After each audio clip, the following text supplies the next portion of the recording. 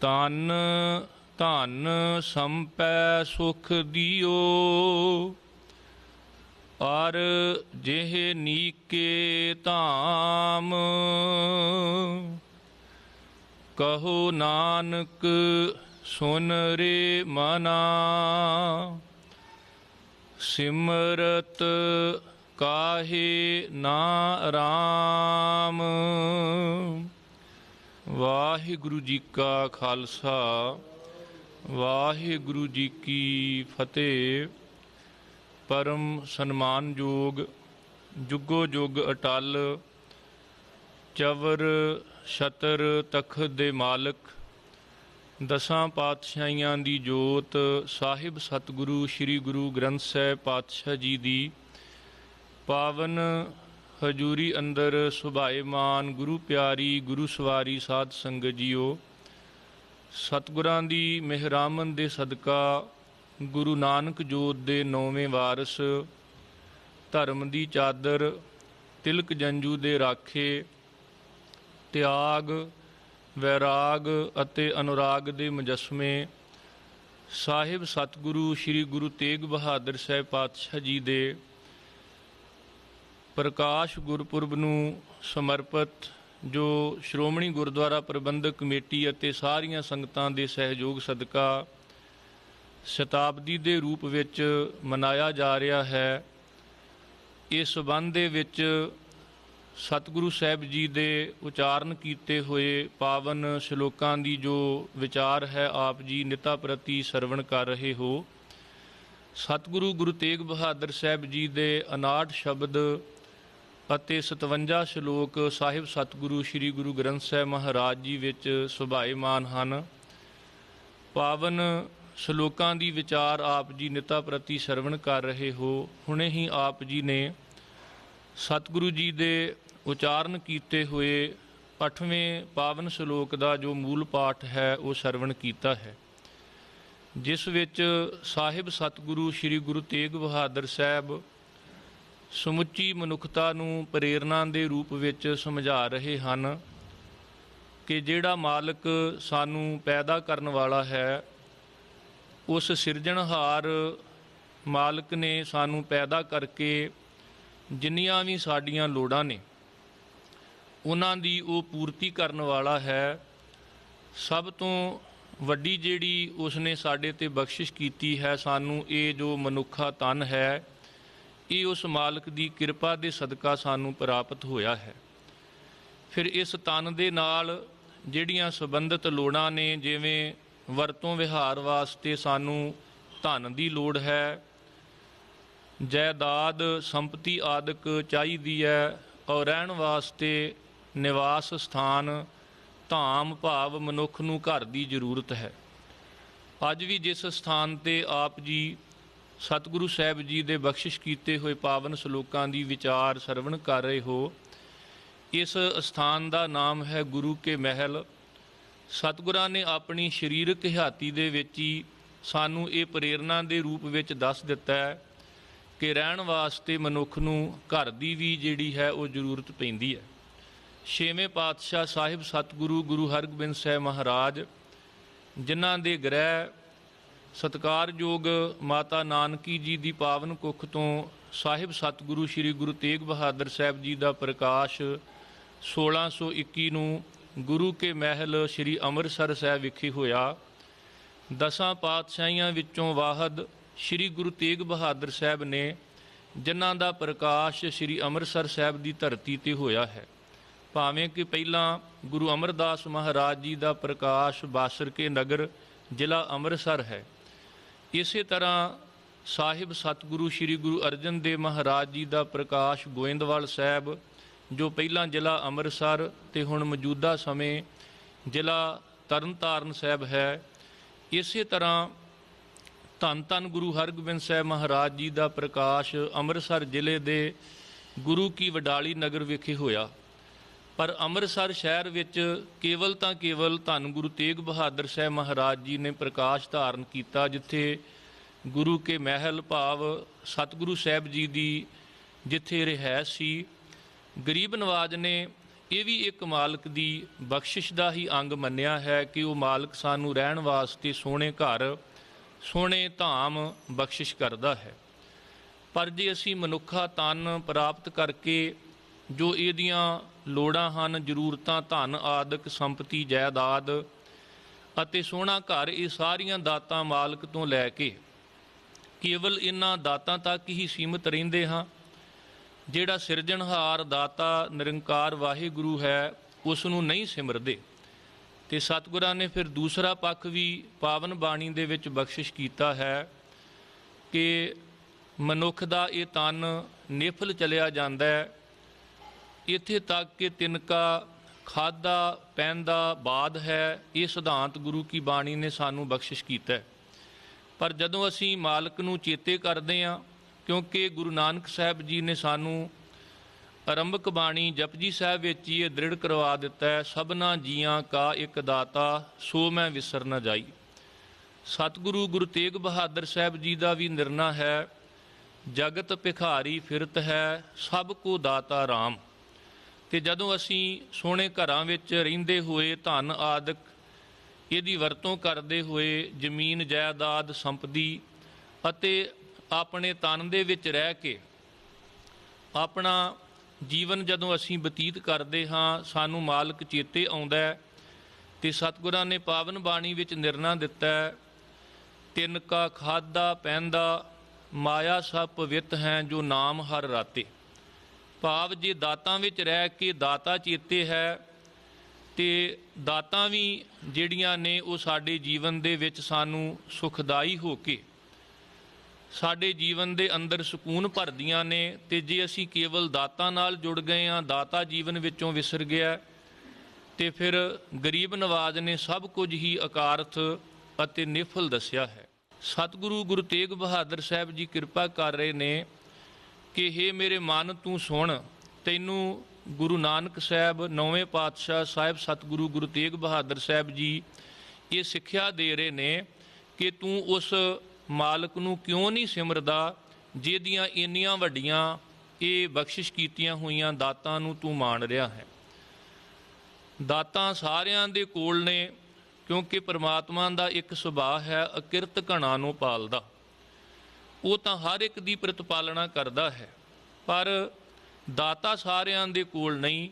ਜੀਵਨ ਉਹਨਾਂ ਦਾ ਸਫਲ ਹੈ ਜਿਨ੍ਹਾਂ ਦੇ ਕੋਲ ਦਾਤਾਂ ਦੇ ਨਾਲ ਨਾਲ ਦਾਤਾਂ ਦੇਣ ਵਾਲਾ ਦਾਤਾ ਵੀ ਹੈ। ਇਕੱਲੀਆਂ ਦਾਤਾਂ ਇਸ ਤਰ੍ਹਾਂ ਨੇ ਜਿਵੇਂ ਸਿਫਰਾਂ ਹੋਣ, ਪਰ ਜਦੋਂ ਦਾਤਾ ਸਾਡੀ ਜ਼ਿੰਦਗੀ ਵਿੱਚ ਆ ਜਾਂਦਾ ਹੈ ਤੇ ਜਿਵੇਂ ਸਿਫਰਾਂ ਦੇ ਨਾਲ ਏਕਾ ਜੁੜ ਜਾਂਦਾ ਹੈ ਤੇ ਉਹਦੀ ਕੀਮਤ 10 ਗੁਣਾ, ਸੈਂਕੜੇ ਗੁਣਾ, ਹਜ਼ਾਰਾਂ, ਲੱਖਾਂ, ਜਿੱਥੇ ਤੱਕ ਵੀ ਗਿਣਤੀ ਹੈ, ਇਹ ਕੀਮਤ ਇੱਕ ਦੇ ਨਾਲ ਹੀ ਬਣਦੀ ਹੈ।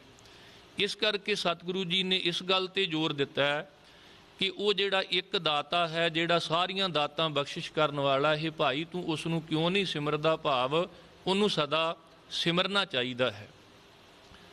ਸਤਿਗੁਰੂ ਸ਼੍ਰੀ ਗੁਰੂ ਅਰਜਨ ਦੇਵ ਮਹਾਰਾਜ ਜੀ ਨੇ ਵੀ ਪਾਵਨ ਬਾਣੀ ਵਿੱਚ ਸਾਨੂੰ ਉਪਦੇਸ਼ ਬਖਸ਼ਿਸ਼ ਕੀਤਾ ਹੈ, ਜਿਹ ਪ੍ਰਸਾਦ ਪਾਈ ਦੁਰਲਭ ਦੇ ਨਾਨਕ ਤਾਂ ਕੀ ਭਗਤ ਕਰੇ। ਇਹ ਜਿਹੜੀ ਦੇਹ, ਜਿਹੜਾ ਤਨ ਹੈ, ਇਹ ਬੜਾ ਦੁਰਲਭ ਹੈ, ਕਿਉਂਕਿ ਬੜੇ ਚਿਰ ਬਾਅਦ ਸਾਨੂੰ ਮਿਲਿਆ ਹੈ। ਅਨੇਕਾਂ ਜੂਨਾਂ ਵਿੱਚ ਭਟਕਣ ਤੋਂ ਬਾਅਦ ਕਈ ਜਨਮ ਪਏ ਕੀਟ ਪਤੰਗਾ, ਕਈ ਜਨਮ ਗਜ ਮੀਨ ਕੁਰੰਗਾ, ਕਈ ਜਨਮ ਪੰਖੀ ਸਰਪ ਹੋਇਓ, ਕਈ ਜਨਮ ਹੈਵਰ ਬ੍ਰਿਖ ਜੋਇਓ, ਕਤ ਕੀ ਮਾਈ ਬਾਪ ਕਤ ਕੇਰਾ ਕਿਦੂ ਥਾਮੋ ਹਮ ਆਏ। ਇਸ ਲਈ ਇਹ ਜਿਹੜਾ ਦੁਰਲਭ ਤਨ ਹੈ, ਜਿਹੜਾ ਬੜੀ ਮੁਸ਼ਕਿਲ ਦੇ ਨਾਲ ਸਾਨੂੰ ਪ੍ਰਾਪਤ ਹੋਇਆ ਹੈ। ਦੁਰਲਭ ਜਨਮ ਪੁੰਨ ਫਲ ਪਾਇਓ, ਬਿਰਥਾ ਜਾਤ ਅਬ ਬੇਕੈ, ਰਾਜੇ ਇੰਦਰ ਸਮਸਰ ਗ੍ਰੇ ਆਸਨ, ਬਿਨ ਹਰ ਭਗਤ ਕਹੋ ਕੇ ਲੇਖੈ। ਜੇ ਸਾਡੇ ਕੋਲ ਰਹਿਣ ਵਾਸਤੇ ਇੰਦਰ ਵਰਗੇ ਰਾਜੇ ਦੇ ਜਿਸ ਤਰ੍ਹਾਂ ਦੇ ਸੁਖਦਾਈ ਮਹੱਲ ਨੇ, ਇਸ ਤਰ੍ਹਾਂ ਦੇ ਵੀ ਧਾਮ, ਇਸ ਤਰ੍ਹਾਂ ਦੇ ਵੀ ਨਿਵਾਸ ਹੋਣ, ਪਰ ਸਿਰਜਣਹਾਰ ਮਾਲਕ ਦੇ ਸਿਮਰਨ ਤੋਂ ਬਿਨਾਂ, ਭਗਤੀ ਤੋਂ ਬਿਨਾਂ ਉਹ ਕਿਸੇ ਵੀ ਲੇਖੇ ਵਿੱਚ ਨਹੀਂ। ਸਾਡੇ ਕੋਲ ਵਧੀਆ ਘਰ ਹੋਣਾ ਚਾਹੀਦਾ ਹੈ। ਗੁਰੂ ਨਾਨਕ ਸਾਹਿਬ ਜੀ ਦਾ ਬਚਨ ਅਸੀਂ ਪੜ੍ਹਦੇ ਹਾਂ, ਮੋਤੀ ਤਾਂ ਮੰਦਰ ਊਸਰੈ, ਰਤਨੀ ਤਾਂ ਹੋਹੈ ਜੜਾਓ, ਕਸਤੂਰ ਕੁੰਗੂ ਅਗਰ ਚੰਦਨ ਲੀਪ ਆਵੈ ਚਾਓ। ਪਰ ਅਗਲਾ ਨੁਕਤਾ ਵੀ ਸਤਿਗੁਰਾਂ ਦ੍ਰਿੜ ਕਰਾਇਆ, ਮਤ ਦੇਖ ਭੂਲਾਂ ਵੀਸਰੈ, ਤੇਰਾ ਚੇਤਨ ਆਵੈ ਨਾਉ, ਹਰ ਬਿਨ ਜੀਓ ਜਲ ਬਲ ਜਾਓ। ਮੈਂ ਆਪਣਾ ਗੁਰ ਪੂਛ ਦੇਖਿਆ, ਅਵਰ ਨਾਹੀ ਥਾਉ। ਗੁਰੂ ਕਾ ਸਿੱਖ ਜਦੋਂ ਵੀ ਘਰ ਵਿੱਚ ਨਿਵਾਸ ਕਰਦਾ ਹੈ ਤੇ ਘਰ ਬਖਸ਼ਿਸ਼ ਕਰਨ ਵਾਲੇ ਦਾਤੇ ਨੂੰ ਚੇਤੇ ਰੱਖਦਾ ਹੈ, ਕਿਉਂਕਿ ਉਹਨੂੰ ਇਸ ਗੱਲ ਦੀ ਸਮਝ ਹੈ ਕਿ ਇਹ ਜਿਹੜਾ ਘਰ ਹੈ ਇਹ ਸਦਾ ਮੇਰੇ ਨਾਲ ਨਿਭਣ ਵਾਲਾ ਨਹੀਂ। ਜੋ ਘਰ ਛੱਡ ਗਵਾਵਣਾ ਸੋ ਲੱਗਾ ਮਨ ਮਾਹੇ, ਜਿੱਥੇ ਜਾਏ ਤੁਧ ਵਰਤਣਾ ਤਿਸ ਕੀ ਚਿੰਤਾ ਨਾਹੀਂ। ਇਸ ਘਰ ਵਿੱਚ ਰਹਿੰਦਿਆਂ ਉਹ ਮਾਲਕ ਦੀ ਹਜ਼ੂਰੀ ਰੂਪੀ ਘਰ ਦਾ ਧਿਆਨ ਧਰਦਾ ਹੈ ਤੇ ਇੱਕ ਦਿਨ ਇਸ ਨੂੰ ਉਹ ਪ੍ਰਾਪਤੀ ਹੋ ਜਾਂਦੀ ਹੈ। ਨਿਜ ਘਰ ਮਹਿਲ ਪਾਵੋ ਸੁਖ ਸਹਿਜੇ, ਬਹੁਰ ਨਾ ਹੋਏਗੋ ਫੇਰਾ। ਅੱਜ ਵੀ ਜਦੋਂ ਅਸੀਂ ਘਰ ਬਣਾਉਂਦੇ ਹਾਂ ਜਿੱਥੇ ਸਾਡੇ ਘਰਾਂ ਦੇ ਵਿੱਚ ਸੋਹਣੇ ਬੈੱਡਰੂਮ ਨੇ, ਡਰਾਇੰਗ ਰੂਮ ਨੇ, ਹਰ ਸਹੂਲਤਾਂ ਨੇ, ਉੱਥੇ ਜਿਸ ਦਾਤੇ ਨੇ, ਜਿਸ ਸਤਿਗੁਰੂ ਨੇ ਸਾਨੂੰ ਘਰ ਦੀ ਬਖਸ਼ਿਸ਼ ਕੀਤੀ ਹੈ, ਸਾਨੂੰ ਘਰ ਬਣਾਉਣ ਲੱਗਿਆਂ ਇਸ ਗੱਲ ਦਾ ਵੀ ਖਿਆਲ ਰੱਖਣਾ ਚਾਹੀਦਾ ਹੈ ਕਿ ਸਾਡੇ ਗ੍ਰਹਿ ਵਿਖੇ ਸਾਹਿਬ ਸਤਿਗੁਰੂ ਸ੍ਰੀ ਗੁਰੂ ਗ੍ਰੰਥ ਸਾਹਿਬ ਮਹਾਰਾਜ ਜੀ ਨੇ ਇੱਕ ਦਿਨ ਪਾਵਨ ਬਾਣੀ ਰੂਪੀ ਸ਼ਬਦ ਰੂਪੀ ਚਰਨ ਪਾਉਣ ਆਉਣਾ ਹੈ। ਇਸ ਲਈ ਘਰ ਦੇ ਵਿੱਚ ਇੱਕ ਜੋਗ ਕਮਰਾ ਜਿਹਦੇ ਵਿੱਚ ਚਾਰੇ ਕੋਨਿਆਂ ਤੇ ਸੋਹਣੇ ਕੁੰਡੇ ਲਗਾ ਕੇ ਚੰਦੋਆ ਸਾਹਿਬ ਬੰਨਣ ਦੀ ਜਿਹੜੀ ਤਿਆਰੀ ਹੈ ਉਹ ਸਾਨੂੰ ਪਹਿਲਾਂ ਹੀ ਇਹਦੇ ਬਾਰੇ ਸੋਚਣਾ ਚਾਹੀਦਾ ਹੈ ਕਿ ਇੱਕ ਨਾ ਇੱਕ ਦਿਨ ਜ਼ਰੂਰ ਗੁਰੂ ਗ੍ਰੰਥ ਸਾਹਿਬ ਜੀ ਮਹਾਰਾਜ ਨੇ ਸਾਡੇ ਘਰ ਆਉਣਾ ਹੈ। ਸਤਿਗੁਰੂ ਗੁਰੂ ਤੇਗ ਬਹਾਦਰ ਸਾਹਿਬ ਮਹਾਰਾਜ, ਉਹਨਾਂ ਦੇ ਜੀਵਨ ਇਤਿਹਾਸ ਵਿੱਚੋਂ ਅਸੀਂ ਪੜ੍ਹਦੇ ਹਾਂ ਕਿ ਬਨਾਰਸ ਤੋਂ ਅੱਗੇ ਸੰਸਰਾਮ ਦੇ ਰਹਿਣ ਵਾਲੇ ਭਾਈ ਫੱਗੂ, ਜਿਨ੍ਹਾਂ ਨੂੰ ਸਿੱਖ ਇਤਿਹਾਸ ਨੇ ਸਤਿਕਾਰ ਨਾਲ ਚਾਚਾ ਫੱਗੂ ਵੀ ਕਿਹਾ, ਜਦੋਂ ਉਹ ਆਪਣਾ ਘਰ ਤਿਆਰ ਕਰ ਰਹੇ ਸਨ ਤੇ ਬਾਹਰਲਾ ਦਰਵਾਜ਼ਾ ਇੰਨਾ ਖੁੱਲ੍ਹਾ ਇੰਨਾ ਉੱਚਾ ਰੱਖਿਆ ਕਿ ਜਦੋਂ ਕਿਸੇ ਨੇ ਪੁੱਛਿਆ ਤੇ ਉਹਦਾ ਉੱਤਰ ਦਿੱਤਾ ਕਿ ਇੱਕ ਦਿਨ ਗੁਰੂ ਤੇਗ ਬਹਾਦਰ ਸਾਹਿਬ ਜੀ ਜ਼ਰੂਰ ਇਸ ਘਰ ਆਉਣਗੇ। ਤੇ ਉਹ ਘੋੜੀ 'ਤੇ ਸਵਾਰ ਹੋ ਕੇ ਜਦੋਂ ਆਏ ਤੇ ਉਹਨਾਂ ਨੂੰ ਉਤਰਨਾ ਨਾ ਪਵੇ, ਉਹ ਘੋੜੀ 'ਤੇ ਬੈਠੇ ਬਿਠਾਏ ਹੀ ਸਾਡੇ ਘਰ ਦੇ ਅੰਦਰ ਪ੍ਰਵੇਸ਼ ਕਰ ਸਕਣ। ਜਦੋਂ ਭਾਈ ਲੱਖੀ ਸ਼ਾਹ ਵਣਜਾਰੇ ਦੇ ਜੀਵਨ ਵੱਲ ਵੇਖਦੇ ਹਾਂ ਤੇ ਉਹਨਾਂ ਨੇ ਗੁਰੂ ਤੇਗ ਬਹਾਦਰ ਸਾਹਿਬ ਜੀ ਦੇ ਪਾਵਨ ਧੜ ਦਾ ਸੰਸਕਾਰ ਕਰਨ ਵਾਸਤੇ ਆਪਣੇ ਘਰ ਨੂੰ ਅੱਗ ਲਾ ਕੇ ਇਸ ਗੱਲ ਦਾ ਸੰਕੇਤ ਦਿੱਤਾ ਹੈ ਕਿ ਘਰਾਂ ਦੀ ਖੁਸ਼ੀ ਦੀ ਖਾਤਰ ਅਸੀਂ ਗੁਰੂ ਤੇਗ ਬਹਾਦਰ ਸਾਹਿਬ ਨੂੰ ਨਜ਼ਰਅੰਦਾਜ਼ ਨਹੀਂ ਕਰਨਾ, ਸਗੋਂ ਗੁਰੂ ਤੇਗ ਬਹਾਦਰ ਸਾਹਿਬ ਦੀ ਖੁਸ਼ੀ ਲੈਣ ਵਾਸਤੇ ਜੇ ਘਰ ਤੱਕ ਦੀ ਵੀ ਕੁਰਬਾਨੀ ਦੇਣੀ ਪਵੇ ਤੇ ਦੇ ਦੇਣੀ ਚਾਹੀਦੀ ਹੈ। ਅੱਜ ਇਹ ਵੀ ਇੱਕ ਸੁਨੇਹਾ ਸਾਰਿਆਂ ਤੱਕ ਪਹੁੰਚਣਾ ਚਾਹੀਦਾ ਹੈ ਕਿ ਸਮੁੱਚੀ ਬਾਣੀ ਇੱਕਾ ਬਾਣੀ ਇੱਕ ਗੁਰ, ਇੱਕੋ ਸ਼ਬਦ ਵਿਚਾਰ ਦਾ ਸਿਧਾਂਤ ਦ੍ਰਿੜ ਕਰਾਉਂਦੀ ਹੈ। ਕਦੇ ਵੀ ਸਾਨੂੰ ਬਾਣੀ ਦੇ ਨਾਲ ਇਸ ਤਰ੍ਹਾਂ ਦੇ ਮਨ ਵਿੱਚ ਭਰਮ ਨਹੀਂ ਪੈਦਾ ਕਰਨੇ ਚਾਹੀਦੇ ਕਿ ਆਹ ਬਾਣੀ ਖੁਸ਼ੀ ਸਮੇਂ ਪੜ੍ਹਨੀ ਚਾਹੀਦੀ ਆ, ਗਮੀ ਸਮੇਂ, ਕਿਉਂਕਿ ਆਮ ਕਰਕੇ ਅਸੀਂ ਵੇਖਦੇ ਹਾਂ ਕਿ ਜਦੋਂ ਸਤਿਗੁਰੂ ਜੀ ਦੇ ਪਰਥਾਏ ਅਸੀਂ ਪੜ੍ਹਦੇ ਹਾਂ, ਤੇਗ ਬਹਾਦਰ ਸਿਮਰਿਆ ਘਰ ਨੌਨ ਦੇ ਆਵੈ ਧਾਏ, ਤੇ ਬਹੁਤੇ ਲੋਕ ਜਦੋਂ ਘਰ ਬਣਾਉਂਦੇ ਨੇ ਘਰਾਂ ਵਿੱਚ ਬੱਚਿਆਂ ਦਾ ਜਨਮ ਜਾਂ ਬੱਚਿਆਂ ਦੇ ਵਿਆਹਾਂ ਸਮੇਂ, ਤੇ ਉਸ ਵੇਲੇ ਕਈ ਵਾਰ ਇਹ ਸਮਝਿਆ ਜਾਂਦਾ ਹੈ ਵੀ ਸ਼ਾਇਦ ਕਿਤੇ ਗੁਰੂ ਤੇਗ ਬਹਾਦਰ ਸਾਹਿਬ ਦੀ ਬਾਣੀ ਵਿੱਚੋਂ ਮੁੱਖ ਵਾਕ ਨਾ ਆ ਜਾਵੇ। ਤੇ ਬਹੁਤੀ ਵਾਰ ਜਦੋਂ ਅਸੀਂ ਕਈ ਵਾਰ ਸਮਾਗਮਾਂ 'ਤੇ ਸ਼ਾਮਲ ਹੋਣ ਜਾਂਦੇ ਹਾਂ ਤੇ ਵੇਖਦੇ ਹਾਂ ਕਿ ਖੁਸ਼ੀ ਸਮੇਂ ਗੁਰਪੂਰੈ ਕਿਰਪਾ ਧਾਰੀ, ਤੇ ਖਾਸ ਕਰਕੇ ਮ੍ਰਿਤਕ ਸੰਸਕਾਰ ਸਮੇਂ ਅੰਤਮ ਅਰਦਾਸ ਸਮੇਂ ਸੋਰਠ ਮਹੱਲਾ ਨਾਵਾਂ ਜੋ ਨਰ ਦੁੱਖ ਮੈਂ ਦੁੱਖ ਨਹੀਂ ਮਾਨੈ, ਆਮ ਕਰਕੇ ਹੁਕਮਨਾਮੇ ਸੁਣਾਏ ਜਾਂਦੇ ਨੇ। ਜਦੋਂ ਕਿ ਹਰ ਗੁਰੂ ਕੇ ਸ਼ਬਦ ਵਿੱਚ ਮਰਨ ਦੀ ਵੀ ਗੱਲ ਹੈ, ਖੁਸ਼ੀ ਦੀ ਵੀ, ਸੁੱਖਾਂ ਦੀ ਵੀ ਗੱਲ ਹੈ। ਔਰ ਗੁਰੂ ਤੇਗ ਬਹਾਦਰ ਸਾਹਿਬ ਜੀ ਦੇ ਸ਼ਬਦ ਵਿੱਚ ਕਿ ਗੁਰ ਕਿਰਪਾ ਜੇ ਨਰ ਕੋ ਕੀਨੀ, ਤਿਹ ਇਹ ਜੁਗਤ ਪਛਾਨੀ, ਨਾਨਕ ਲੀਨ ਭਇਓ ਗੋਬਿੰਦ ਸਿਉ, ਜਿਉ ਪਾਣੀ ਸੰਗ ਪਾਣੀ। ਭਾਵ ਸਾਡੇ ਘਰਾਂ ਵਿੱਚ ਜਦੋਂ ਗੁਰੂ ਤੇਗ ਬਹਾਦਰ ਸਾਹਿਬ ਜੀ ਬੋਲਣਗੇ ਤੇ ਸੱਚਮੁੱਚ ਤੇਗ ਬਹਾਦਰ ਬੋਲਿਆ ਧਰ ਪਈਆ ਧਰਮ ਨਾ ਛੋੜੀਐ। ਕਿੰਨਾ ਚੰਗਾ ਹੋਵੇ ਅਸੀਂ ਘਰ ਬਣਾਇਆ ਹੋਵੇ ਤੇ ਘਰ ਵਿੱਚ ਗੁਰੂ ਤੇਗ ਬਹਾਦਰ ਸਾਹਿਬ ਜੀ ਦਾ ਪਾਵਨ ਸ਼ਬਦ ਮੁੱਖ ਵਾਕ ਦੇ ਰੂਪ ਵਿੱਚ ਆਵੇ। ਇਸ ਕਰਕੇ ਅੱਜ 400 ਸਾਲਾ ਸਾਹਿਬ ਸਤਿਗੁਰੂ ਗੁਰੂ ਤੇਗ ਬਹਾਦਰ ਮਹਾਰਾਜ ਜੀ ਦਾ ਜੋ ਜਨਮ ਪ੍ਰਕਾਸ਼ ਸ਼ਤਾਬਦੀ ਦੇ ਰੂਪ ਵਿੱਚ ਆਪਾਂ ਮਨਾ ਰਹੇ ਹਾਂ, ਤੇ ਸਾਨੂੰ ਇਹਨਾਂ ਵਹਿਮਾਂ ਭਰਮਾਂ ਤੋਂ ਉੱਪਰ ਉੱਠਣਾ ਚਾਹੀਦਾ ਹੈ ਕਿ ਖੁਸ਼ੀ ਗਮੀ ਸਮੇਂ ਜਿਹੜਾ ਵੀ ਸ਼ਬਦ ਮੁੱਖ ਵਾਕ ਦੇ ਰੂਪ ਵਿੱਚ ਆਵੇ। ਆਪਾਂ ਸੱਚਖੰਡ ਸ੍ਰੀ ਹਰਿਮੰਦਰ ਸਾਹਿਬ ਵੇਖਦੇ ਹਾਂ, ਅੰਮ੍ਰਿਤ ਵੇਲੇ ਲਾਵਾਂ ਦਾ ਪਾਠ ਵੀ ਮੁੱਖ ਵਾਕ ਦੇ ਰੂਪ ਵਿੱਚ ਆਉਂਦਾ ਹੈ, ਅਲਾਣੀਆਂ ਦਾ ਜਿਹੜਾ ਪਾਠ ਹੈ ਉਹ ਵੀ ਮੁੱਖ ਵਾਕ ਦੇ ਰੂਪ ਵਿੱਚ ਆਉਂਦਾ ਹੈ। ਇਸ ਕਰਕੇ ਸਾਨੂੰ ਇਹ ਵਿਤਕਰੇ ਜਿਹੜੇ ਆ ਮਨ ਵਿੱਚ ਇਸ ਤਰ੍ਹਾਂ ਦੇ ਨਹੀਂ ਰੱਖਣੇ ਚਾਹੀਦੇ। ਤੇ ਜਿਨ੍ਹਾਂ ਸਿੱਖਾਂ ਨੂੰ ਇਹ ਸਮਝ ਆ ਜਾਂਦੀ ਹੈ ਕਿ ਮਾਲਕ ਪਰਮੇਸ਼ਰ ਸਤਿਗੁਰੂ ਹੀ ਇਹ ਬਖਸ਼ਿਸ਼ਾਂ ਕਰਨ ਵਾਲੇ ਨੇ, ਉਹ ਆਪਣੇ ਘਰਾਂ ਨੂੰ ਗੁਰੂ ਤੇਗ ਬਹਾਦਰ ਸਾਹਿਬ ਜੀ ਤੋਂ ਕੁਰਬਾਨ ਕਰ ਦਿੰਦੇ ਨੇ, ਨਾ ਕਿ ਆਪਣੇ ਘਰਾਂ ਦੀ ਖੁਸ਼ੀ ਦੀ ਖਾਤਰ ਗੁਰੂ ਸਾਹਿਬ ਨੂੰ ਉਹ ਨਜ਼ਰ ਅੰਦਾਜ਼ ਕਰਦੇ ਹੋਣ। ਸਤਿਗੁਰੂ ਗੁਰੂ ਤੇਗ ਬਹਾਦਰ ਸਾਹਿਬ ਜੀ ਨੇ ਸਿੱਖਿਆ ਦਿੱਤੀ ਹੈ ਤਨ ਧਨ ਸੰਪੈ ਸੁਖ ਦਿਓ ਅਰ ਜੇ ਨੀਕੇ ਧਾਮ। ਜਿਸ ਮਾਲਕ ਨੇ ਤੈਨੂੰ ਇਹ ਤਨ ਦਿੱਤਾ ਹੈ, ਕਿਉਂਕਿ ਭਾਈ ਗੁਰਦਾਸ ਜੀ ਦੇ ਬਚਨ ਅਸੀਂ ਪੜ੍ਹਦੇ ਹਾਂ, ਪ੍ਰਥਮੇ ਸਾਸ ਨਾ ਮਾਸ ਸਨ, ਅੰਧ ਧੁੰਦ ਕਛ ਖਬਰ ਨਾ ਪਾਈ, ਰਕਤ ਬਿੰਦ ਕੀ ਦੇਹ ਰਚ, ਪਾਂਚ ਤਤ ਕੀ ਜੜਤ ਜੜਾਈ, ਪੌਣ ਪਾਣੀ ਬੈ ਸੰਤਰੋ, ਚੌਥੀ ਧਰਤੀ ਸੰਗ ਸਮਾਈ, ਪੰਚਮ ਵਿੱਚ ਆਕਾਸ਼ ਕਰ, ਛਠਮ ਕਰਤਾ ਦ੍ਰਿਸ਼ਟ ਸਮਾਈ। ਮਾਲਕ ਨੇ ਵੇਖੋ ਪਿਤਾ ਦੇ ਬਿੰਦ ਤੇ ਮਾਤਾ ਦੇ ਰਕਤ ਦਾ ਸ਼ਮੇਲ, ਇਹਦੇ ਤੋਂ ਸਾਡੇ ਇਸ ਤਨ ਦੀ ਜਿਹੜੀ ਸਿਰਜਣਾ ਹੈ ਉਹ ਕੀਤੀ ਹੈ।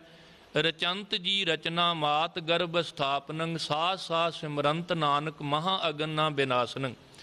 ਉਹ ਮਾਲਕ ਜਿਨੇ ਇੰਨਾ ਸੁੰਦਰ ਸਰੀਰ ਸਾਨੂੰ ਬਖਸ਼ਿਸ਼ ਕੀਤਾ, ਜਿਨ ਤੂੰ ਸਾਜ ਸਵਾਰ ਸ਼ਿੰਗਾਰਿਆ, ਗਰਭ ਅਗਨ ਮੈਂ ਜਿਨੈ ਉਭਾਰਿਆ, ਜਿਨ ਕੀਤਾ ਮਾਟੀ ਤੇ ਰਤਨ, ਗਰਭ ਮੈਂ ਰਾਖਿਆ ਜਿਨ ਕਰ ਯਤਨ। ਸਮੁੱਚੇ ਰੂਵੇ ਸਾਨੂੰ ਸਿੱਖਿਆ ਦਿੱਤੀ ਹੈ ਕਿ ਰਾਖਨ ਹਾਰ ਸੰਭਾਰ ਜਨਾ, ਸਗਲੇ ਛੋੜ ਵਿਚਾਰ ਮਨਾ। ਇਹ ਤਨ ਵੀ ਉਸ ਮਾਲਕ ਦੀ ਬੜੀ ਵੱਡੀ ਬਖਸ਼ਿਸ਼ ਹੈ। ਪਰ ਜੇ ਅਸੀਂ ਕੇਵਲ ਤਨ ਨਾਲ ਹੀ ਜੁੜੇ ਹਾਂ ਤੇ ਸਾਹਿਬ ਕਹਿੰਦੇ ਫਿਰ ਗਾਫਲਤਾ ਦੀ ਨੀਂਦ ਵੇ ਸੁੱਤੇ ਹਾਂ। ਸਾਨੂੰ ਜਾਗਣਾ ਚਾਹੀਦਾ ਹੈ, ਇਹ ਨੁਕਤਾ ਦ੍ਰਿੜ ਕਰਨਾ ਚਾਹੀਦਾ ਹੈ ਕਿ ਜਾਗ ਲਿਓ ਰੇ ਮਨਾ ਜਾਗ ਲਿਓ, ਕਹਾਂ ਗਾਫਲ ਸੋਇਆ। ਜੋ ਤਨ ਉਪਜਿਆ ਸੰਗ ਹੀ, ਸੋ ਵੀ ਸੰਗ ਨਾ ਹੋਇਆ।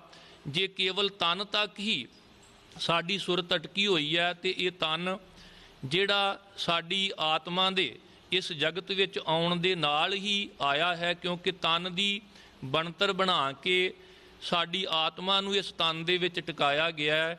ਸਾਹਿਬ ਕਹਿੰਦੇ ਆਤਮਾ ਇਕੱਲਾ ਹੀ ਸੰਸਾਰ ਵਿੱਚ ਆਉਂਦਾ ਹੈ ਤੇ ਇਕੱਲਾ ਹੀ ਸੰਸਾਰ ਤੋਂ ਚਲਿਆ ਜਾਂਦਾ। ਇਹ ਤਨ ਨਾਲ ਨਿਭਣ ਵਾਲਾ ਨਹੀਂ। ਕਬੀਰ ਇਹ ਤਨ ਜਾਏਗਾ ਸਕੋ ਤਾਂ ਲਿਹੋ ਬਹੋਰ, ਨਾਂਗੇ ਪਾਵੋਂ ਤੇ ਗਏ ਜਿਨ ਕੇ ਲੱਖ ਕਰੋੜ। ਤਨ ਤੇ ਧਨ ਇਹਨਾਂ ਦਾਤਾਂ ਨੂੰ ਸਨਮੁਖ ਰੱਖ ਕੇ ਉਸ ਪਰਮੇਸ਼ਰ ਦੇ ਨਾਲ ਜੁੜਨਾ ਹੈ। ਤੇ ਜੇ ਕੇਵਲ ਅਸੀਂ ਤਨ ਧਨ ਦੁਨਿਆਵੀ ਸੁੱਖਾਂ ਸੰਪੇ ਜਾਇਦਾਦ ਅਤੇ ਧਾਮ ਆਦਿ ਘਰਾਂ ਨਾਲ ਹੀ ਜੁੜ ਕੇ ਸੀਮਤ ਰਹਿ ਗਏ ਹਾਂ ਤੇ ਫਿਰ ਇਹਨਾਂ ਵਿੱਚੋਂ ਕੁਝ ਵੀ ਐਸਾ ਨਹੀਂ ਜਿਹੜਾ ਸਾਡੇ ਨਾਲ ਨਿਭਣ ਵਾਲਾ ਹੋਵੇ। ਕਿਉਂਕਿ ਸਾਧੋ ਇਹ ਤਨ ਮਿਥਿਆ ਜਾਨੋ, ਜਾ ਭੀਤਰ ਜੋ ਰਾਮ ਬਸਤ ਹੈ ਸਾਚੋ ਤਾਹੇ ਪਛਾਨੋ। ਇਹ ਤਨ ਮਿਥਿਆ ਹੈ, ਇਹਦੇ ਵਿੱਚ ਜਿਹੜਾ ਪਰਮੇਸ਼ਰ ਦਾ ਨਿਵਾਸ ਹੈ ਉਸ ਪਰਮੇਸ਼ਰ ਦੇ ਨਾਲ ਅਸੀਂ ਜੁੜਨਾ। ਤਨ ਧਨ ਸੰਪੈ ਸੁਖ ਦਿਓ, ਜਿਸ ਪਰਮੇਸ਼ਰ ਨੇ ਤਨ ਦਿੱਤਾ ਹੈ ਵਰਤਣ ਲਈ ਧਨ, ਤੇ ਸੰਪੈ ਦਾ ਅਰਥ ਹੈ ਐਸ਼ ਵਰਜ ਸੰਪਤੀ ਜਾਇਦਾਦ, ਕਈ ਤਰ੍ਹਾਂ ਦੇ ਸਾਨੂੰ ਸੁੱਖ ਦਿੱਤੇ ਨੇ। ਅਰ ਜਿਹੇ ਨੀਕੇ ਧਾਮ, ਅਰ ਦਾ ਅਰਥ ਹੈ ਅਤੇ, ਜਿਸ ਮਾਲਕ ਨੇ ਸੋਹਣੇ ਧਾਮ ਸੋਹਣੇ ਘਰ ਸਾਨੂੰ ਰਹਿਣ ਲਈ ਦਿੱਤੇ ਨੇ। ਕਿਉਂਕਿ ਗੁਰੂ ਕੀ ਬਾਣੀ ਦਾ ਨਿਰਣਾ ਹੈ, ਜਿਹ ਪ੍ਰਸਾਦ ਬਸੈ ਸੁਖ ਮੰਦਰ, ਤਿਸੈ ਧਿਆਏ ਸਦਾ ਮਨ ਅੰਦਰ। ਜਿਹਦੀ ਕਿਰਪਾ ਦੇ ਨਾਲ ਸੋਹਣੇ ਘਰਾਂ ਵਿੱਚ ਨਿਵਾਸ ਕਰਦੇ ਹਾਂ, ਉਸ ਮਾਲਕ ਨੂੰ ਸਦਾ ਚੇਤੇ ਰੱਖਣਾ ਚਾਹੀਦਾ ਹੈ। ਕਹੋ ਨਾਨਕ ਸੁਨ ਰੇ ਮਨਾ, ਆਪਣੇ ਮਨ ਨੂੰ ਸੰਬੋਧਨ ਕਰਕੇ ਆਖ ਰਹੇ ਨੇ, ਹੇ ਮੇਰੇ ਮਨ ਸੁਣ। ਤੈਨੂੰ ਗੁਰੂ ਨਾਨਕ ਜੀ ਭਾਵ ਨੌਵੇਂ ਨਾਨਕ ਸਾਹਿਬ ਸਤਿਗੁਰੂ ਗੁਰੂ ਤੇਗ ਬਹਾਦਰ ਸਾਹਿਬ ਜੀ ਇਹ ਆਖ ਰਹੇ ਨੇ। ਜਾਂ ਇਸ ਤਰ੍ਹਾਂ ਕਹਿ ਲਈਏ ਕਿ ਕਹੋ ਨਾਨਕ, ਹੇ ਨਾਨਕ ਇਹ ਕਹਿ ਕਿ ਹੇ ਮੇਰੇ ਮਨ ਤੂੰ ਸੁਣ। ਸਿਮਰਤ ਕਾਹੇ ਨਾ ਰਾਮ, ਤੂੰ ਉਸ ਪਰਮੇਸ਼ਰ ਨੂੰ ਕਿਉਂ ਨਹੀਂ ਸਿਮਰਦਾ ਜਿਸ ਪਰਮੇਸ਼ਰ ਨੇ ਜਿਸ ਮਾਲਕ ਨੇ ਤੈਨੂੰ ਇਹ ਇੰਨੀਆਂ ਵੱਡੀਆਂ ਦਾਤਾਂ ਦਿੱਤੀਆਂ ਹੋਈਆਂ ਨੇ। ਕਿਉਂਕਿ ਜਦੋਂ ਇਹਨਾਂ ਵਿੱਚ ਰਹਿ ਕੇ ਅਸੀਂ ਮਾਲਕ ਦਾ ਸ਼ੁਕਰਾਨਾ ਕਰਾਂਗੇ, ਮਾਲਕ ਨੂੰ ਸਿਮਰਾਂਗੇ, ਤੇ ਸੱਚਮੁੱਚ ਸਾਡਾ ਸਭ ਕੁਝ ਹੀ ਸਫਲ ਮੰਨਿਆ ਜਾਵੇਗਾ।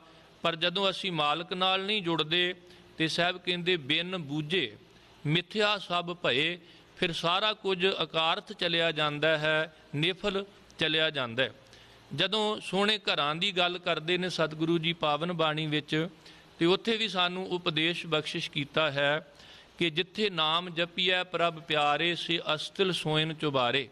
ਜਿੱਥੇ ਨਾਮ ਨਾ ਜਪੀਐ ਮੇਰੇ ਗੋਇੰਦਾ, ਸੇਈ ਨਗਰ ਉਜਾੜੀ ਜਿਉ। ਭਲੀ ਸੁਹਾਵੀ ਛਾਪਰੀ ਜਾਂ ਮੈਂ ਗੁਣ ਗਾਏ, ਕਿਤ ਹੀ ਕਾਮ ਨਾ ਧੌਲ ਹਰ ਜਿਤ ਹਰ ਬਿਸਰਾਏ। ਭਾਵ ਇੱਕ ਪਾਸੇ ਸਧਾਰਨ ਜਿਹਾ ਘਰ ਹੋਵੇ ਤੇ ਉੱਥੇ ਅਸੀਂ ਪਰਮੇਸ਼ਰ ਦੇ ਸਿਮਰਨ ਵਿੱਚ ਜੁੜੇ ਹੋਈਏ, ਤੇ ਸਾਹਿਬ ਕਹਿੰਦੇ ਉਹ ਸੁੰਦਰ ਚਬਾਰੇ ਨੇ, ਸੋਹਣੇ ਨਿਵਾਸ ਨੇ। ਤੇ ਦੂਸਰੇ ਪਾਸੇ ਜੇ ਸੰਗਮਰਮਰ ਆਦਿਕ ਨਾਲ ਜੜਤ ਮਕਾਨ ਵੀ ਸਾਡੇ ਕੋਲ ਹੋਵੇ, ਪਰ ਅਸੀਂ ਜਿਸ ਮਾਲਕ ਨੇ ਸੋਹਣੇ ਧਾਮ ਦਿੱਤੇ ਨੇ ਉਹਨੂੰ ਨਹੀਂ ਸਿਮਰਦੇ, ਤੇ ਸਾਹਿਬ ਕਹਿੰਦੇ ਨੇ ਊਜਰ ਮੇਰਾ ਭਾਏ, ਮੇਰੇ ਭਾ ਦਾ ਉਹ ਉਜਾੜ ਬੀਆਬਾਨ ਹੀ ਹੈ, ਕਿਉਂਕਿ ਬਸੰਤ ਸਵਰਗ ਲੋਕੈ। ਜੇ ਕੋਈ ਸਵਰਗ ਵਰਗੇ ਲੋਕ ਵਿੱਚ ਵੀ ਵਸਦਾ ਹੋਵੇ, ਜਿਤ ਤੇ ਪ੍ਰਿਥਵੀ ਨਵ ਖੰਡਣਾ, ਸਾਰੀ ਪ੍ਰਿਥਵੀ ਦਾ 9 ਖੰਡਾਂ ਦਾ ਉਹ ਜੇਤੂ ਹੋਵੇ। ਬਿਸਰੰਤ ਹਰ ਗੋਪਾਲੈ, ਨਾਨਕ ਤੇ ਪ੍ਰਾਣੀ ਉਦਿਆਨ ਭ੍ਰਮਣੈ। ਜੇ ਉਹ ਸਿਰਜਣਹਾਰ ਦਾਤਾਂ ਦੇਣ ਵਾਲੇ ਮਾਲਕ ਨੂੰ ਵਿਸਾਰੀ ਬੈਠਾ ਤੇ ਸਾਹਿਬ ਕਹਿੰਦੇ ਮਤਾਂ ਸਮਝੋ ਕਿ ਸੋਹਣੇ ਘਰਾਂ ਵਿੱਚ ਰਹਿ ਕੇ ਗਏ ਨੇ, ਉਹ ਤਾਂ ਉਜਾੜ ਬੀਆਬਾਨ ਦੇ ਵਿੱਚ ਹੀ ਦਿਨ ਕੱਟੀ ਕਰਕੇ ਸੰਸਾਰ ਤੋਂ ਤੁਰ ਗਏ ਨੇ। ਇਸ ਕਰਕੇ ਸਤਿਗੁਰੂ ਗੁਰੂ ਤੇਗ ਬਹਾਦਰ ਸਾਹਿਬ ਜੀ ਸਾਨੂੰ ਇਹ ਪ੍ਰੇਰਨਾ ਕਰ ਰਹੇ ਨੇ ਕਿ ਇਹ ਭਾਈ, ਜਿਸ ਮਾਲਕ ਨੇ ਸੋਹਣਾ ਸਰੀਰ ਵਰਤਣ ਲਈ ਧਨ ਸੰਪੇ ਜਾਇਦਾਦ ਸੁੱਖ ਅਤੇ ਸੋਹਣੇ ਘਰ ਨਿਵਾਸ ਲਈ ਦਿੱਤੇ ਨੇ, ਉਹ ਮਾਲਕ ਤੂੰ ਸਦਾ ਚੇਤੇ ਕਰਿਆ ਕਰ। ਉਹਨੂੰ ਕਿਉਂ ਨਹੀਂ ਸਿਮਰਦਾ? ਭਾਵ ਉਸ ਮਾਲਕ ਨੂੰ ਤੂੰ ਆਪਣੀ ਜ਼ਿੰਦਗੀ ਵਿੱਚੋਂ ਕਿਉਂ ਵਿਸਾਰਿਆ ਹੋਇਆ, ਜਿਨਨੇ ਇੰਨੀਆਂ ਵੱਡੀਆਂ ਤੈਨੂੰ ਦਾਤਾਂ ਦਿੱਤੀਆਂ ਨੇ। ਔਰ ਗੁਰੂ ਕੀ ਬਾਣੀ ਦਾ ਨਿਰਣਾ ਵੀ ਹੈ, ਜਿਸ ਕਾ ਦੀਆ ਪਹਿਨੈ ਖਾਏ, ਤਿਸਿਓਂ ਆਲਸ ਕਿਉਂ ਬਨੈ ਮਾਏ। ਜਿਹਦਾ ਦਿੱਤਾ ਅਸੀਂ ਪਹਿਨਦੇ ਹਾਂ, ਖਾਂਦੇ ਹਾਂ, ਉਹਦੇ ਸਿਮਰਨ ਕਰਨ ਲੱਗਿਆਂ, ਉਹਦੀ ਬੰਦਗੀ ਕਰਨ ਲੱਗਿਆਂ, ਉਹਦਾ ਸ਼ੁਕਰਾਨਾ ਕਰਨ ਲੱਗਿਆਂ, ਉਹਨੂੰ ਚੇਤੇ ਕਰਨ ਲੱਗਿਆਂ ਸਾਡੀ ਜ਼ਿੰਦਗੀ ਦੇ ਵਿੱਚ ਆਲਸ ਕਿਉਂ ਆਵੇ। ਸਤਿਗੁਰੂ ਗੁਰੂ ਤੇਗ ਬਹਾਦਰ ਸਾਹਿਬ ਜੀ ਕਿਰਪਾ ਕਰਨ। ਪਾਵਨ ਸ਼ਲੋਕ ਦੀ ਵਿਚਾਰ ਕਰਦਿਆਂ ਹੋਈਆਂ ਬੇਅੰਤ ਪ੍ਰਕਾਰ ਦੀਆਂ ਭੁੱਲਾਂ ਤੋਂ ਖਿਮਾ ਕਰ ਦੇਣਾ। ਸਾਰੀਆਂ ਸੰਗਤਾਂ ਨੂੰ ਸਤਿਗੁਰੂ ਗੁਰੂ ਤੇਗ ਬਹਾਦਰ ਸਾਹਿਬ ਜੀ ਦੇ 400 ਸਾਲਾ ਪ੍ਰਕਾਸ਼ ਗੁਰਪੁਰਬ, ਜੋ 2021 ਦੇ ਵਿੱਚ ਬੜੀ ਸ਼ਰਧਾ ਭਾਵਨਾ ਚੜ੍ਹਦੀ ਕਲਾ ਦੇ ਨਾਲ ਮਨਾਇਆ ਜਾ ਰਿਹਾ, ਵਧਾਈਆਂ ਹੋਣ। ਇੱਥੇ ਹੀ ਸਮਾਪਤੀ ਹੈ। ਫਿਰ ਇੱਕ ਵਾਰ ਸਾਰਿਆਂ ਦਾ ਤਹਿ ਦਿਲ ਤੋਂ ਧੰਨਵਾਦ। ਕੋਟਾਨ ਕੋਟ ਸ਼ੁਕਰ ਸਾਹਿਬ ਸਤਿਗੁਰੂ ਸ਼੍ਰੀ ਗੁਰੂ ਗ੍ਰੰਥ ਸਾਹਿਬ ਜੀ ਦਾ, ਅਕਾਲ ਪੁਰਖ ਵਾਹਿਗੁਰੂ ਜੀ ਦਾ। ਬੁਲਾਓ ਫਤਿਹ ਸਾਰੇ ਆਖੋ ਜੀ ਵਾਹਿਗੁਰੂ ਜੀ ਕਾ ਖਾਲਸਾ, ਵਾਹਿਗੁਰੂ ਜੀ ਕੀ ਫਤਿਹ।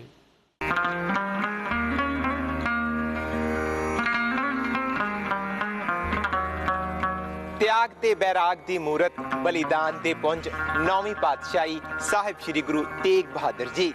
तेग बहादुर से मारे गुरु साहब दे प्रकाश दी 4थी शताब्दी नूं समर्पित उन्हां वल्लों उच्चारण कीती पावन गुरबाणी दी कथा विचार।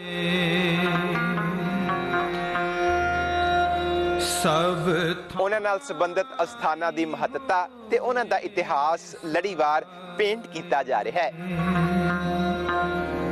ਸਭ ਥਾਈਂ ਹੋਏ ਸਹਾਏ। ਆਓ ਸਮੇਂ ਦਾ ਲਾਹਾ ਲੈਂਦੇ ਹੋਏ ਗੁਰ ਇਤਿਹਾਸ ਤੋਂ ਜਾਣੂ ਹੋਈਏ। ਤੇਗ ਬਹਾਦਰ